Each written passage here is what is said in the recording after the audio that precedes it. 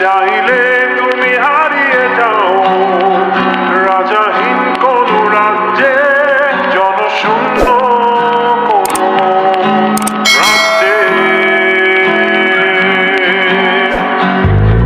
যদি চাও দাঁড়িয়ে দাও এই স্বচ্ছ জল,